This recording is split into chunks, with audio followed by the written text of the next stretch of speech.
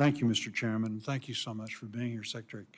The VA owes it to the veterans it serves to evolve and provide them with the best possible experience. I appreciate your commitment to improving delivery of veterans' health care and benefits. I know improving the veteran experience is a priority that both you and I share, and we appreciate your hard work in trying to get that done. I want to thank you for submitting your fiscal year 2025 spend plan in a timely manner. The plan raised some questions with the Appropriations Committee and this committee as some of the numbers differ from what we expected. To date, none of those questions have been answered, and repeated requests for a briefing on the plan have not yet yielded results.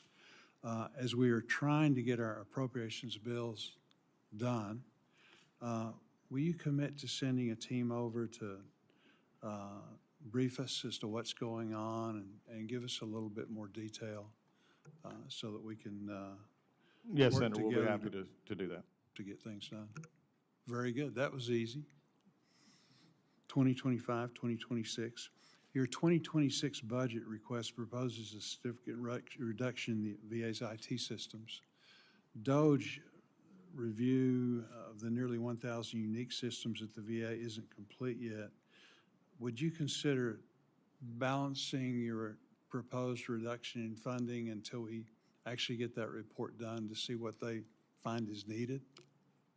We're looking at that right now as far as what we do need, and we'll be able to work with you as we go forward on that. Very good. You recently announced the ending of the VA Service Purchase Program, or VSP. That saw the VA take on modified home loans for veterans risk for foreclosure. I support the VA looking for ways to avoid the financial risks that VASP exposed the agency to. We're worried about the current population of delinquent veterans who are now enrolled. It's my understanding that as of May 1st, delinquent veterans who are not already enrolled in VSP are now at risk of foreclosure. Now that VSP is unavailable, how does the VA plan to help veterans at risk of foreclosure? I think one of the things that we're looking at is the other, any other programs that are out there also that we go forward. But I think when you have to look at the organization, is this an area that we, need to be in? And I think those are the kind of things that the decision there was in people that had mortgages that were coming due. It was beginning to be a larger burden because we're not a system that's set up to own property. So we're going to be working that. And as I said earlier to one of the senators, I think we're also looking at it from a perspective. I know there's some legislation being talked about partial claims and stuff that can help them in the long term. Good. No, I'd appreciate you looking at that. It's one thing to going forward. It's another thing for those individuals that are caught up in that now, and makes it really difficult. How did the VA make the decision to reduce the VA's remote temperature monitoring program for veterans who have demonstrated both clinical benefit and cost savings to the VA? Could you repeat the question? Well, the VA's recent changes have impacted veterans' access to the remote temperature monitoring program. As you may be aware, this program is critical in preventing and reducing amputations required because of ulcers and other diabetic foot complications.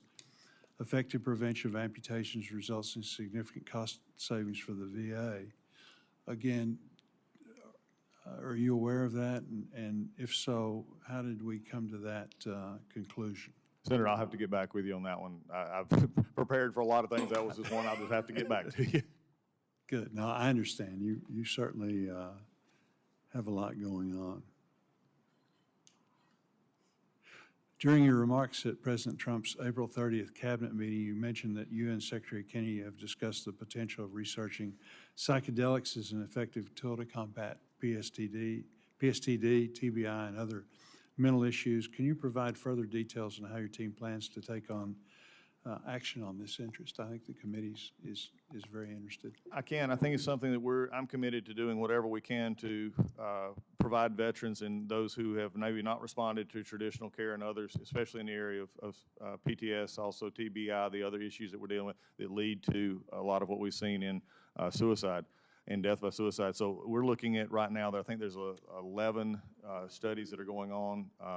Most are performed outside the VA with our help.